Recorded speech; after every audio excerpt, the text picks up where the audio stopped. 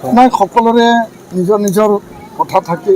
মুখ্যমন্ত্ৰী ডাঙৰীয়াই তেওঁ কিবা এটা ভাবি কৈছে আৰু মোৰ এটাই কথা যে দল যিয়ে নহওক কিয় জিকি যাব লাগে আৰু জিকাই পঠোৱাটো ৰাইজে সিদ্ধান্ত দিব।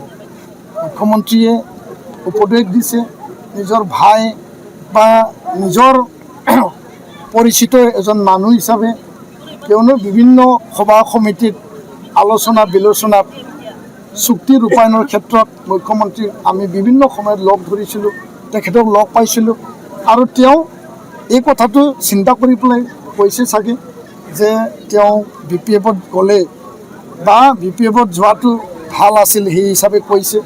আৰু মই BPF-ত গ'লেও হিমন্ত দৈমাৰী ডাঙৰীয়া মোক হৰাবৰ কাৰণে কাম কৰিলেহেঁতেন, কাৰণ তেওঁ যিহেতু টিকেট বিচাৰিছিল। তো সেইটো বাস্তৱ মই দেখা নাই। ৰাইজে আশীৰ্বাদ দিছে, ৰাইজৰ আশীৰ্বাদেৰে আমি আগবাঢ়িম আৰু মই দৃঢ় বিশ্বাসী সকলো ৰাইজৰ আশীৰ্বাদ লৈ পেলাই আমি এই যুদ্ধ জয়ী হ'ম। যোনে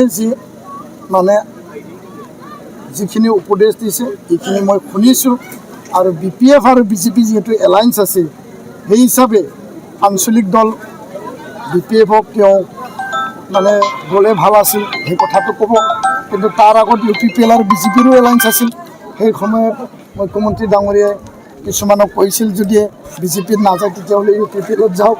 আজি তেওঁ BPF আৰু BJP যিহেতু এলায়েন্স আছে, তেওঁ ক'ব পাৰে যে তেওঁ BJP-ত যদি নাযায় তেতিয়াহ'লে BPF-ত গ'লে ভাল আছিল।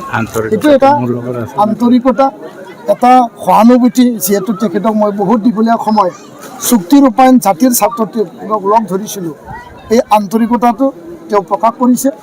তেওঁ মনত একো বেয়া মনোভাৱ নাই বুলি মই ক'ব বিচাৰোঁ। আৰু মই যিহেতু ৰাজনীতিত নতুন, 16-17 দিন হৈছে, কোনো ৰাজনৈতিক দল কোনো নেতাৰ লগত মোৰ শত্ৰুতা নাই আৰু নিজৰ কথা নিজে আমি ৰাইজৰ আগত লৈ গৈছোঁ। আমাৰ এজেণ্ডা আমি আগত লৈ গৈছোঁ, ৰাইজে আমাৰ এজেণ্ডা একচেপ্ট কৰিছে, আমি জয়ী হ'ম। হাগ্ৰবা মন্দিৰে সমালোচনা কৰিছে, আপোনাক 1% বিশ্বাস কৰিব নোৱাৰি বুলি কৈছে।